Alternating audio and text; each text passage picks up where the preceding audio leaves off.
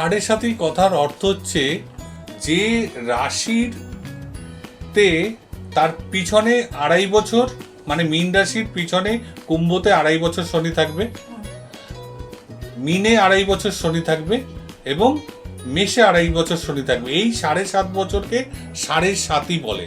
7.5কে 7.5 2.5 করে।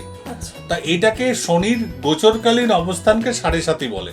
তা সাড়ে সাতি যখন শনির মিত্র রাশিতে হবে তখন মানুষের ভয় পাওয়ার কোনো কারণ নেই।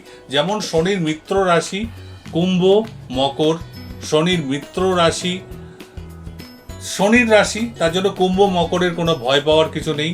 কিছু ক্ষেত্রে তুলা রাশি শনির মিত্র শুক্র রাশি, সেটাও ভয় পাওয়ার কিছু নেই। সাড়ে সাতির ক্ষেত্রে মেষ, মীন, কর্কট এবং বিশেষ ক্ষেত্রে দেখা যাচ্ছে যে বৃশ্চিক, হ্যাঁ, এই সব ক্ষেত্রে সাড়ে সাতির প্রভাবটা বেশি পড়ে, কারণ শনির শত্রু রাশি।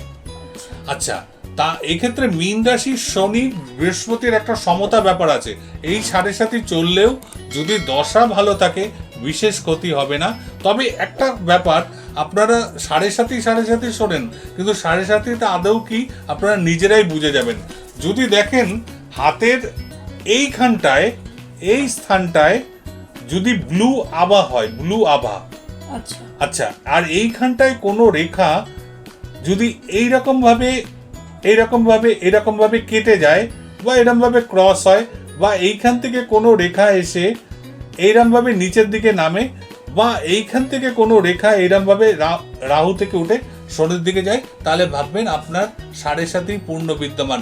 এই সময় দেখা যাবে অর্থকড়ি নষ্ট, শরীর স্বাস্থ্য খারাপ, মানুষের স্বাস্থ্যের অবনতি, পারিবারিক সমস্যা, দাম্পত্য কলহ এগুলো হতে পারে। তাই সাড়ে সাতি নিয়ে অযথা ভয় পাবেন না।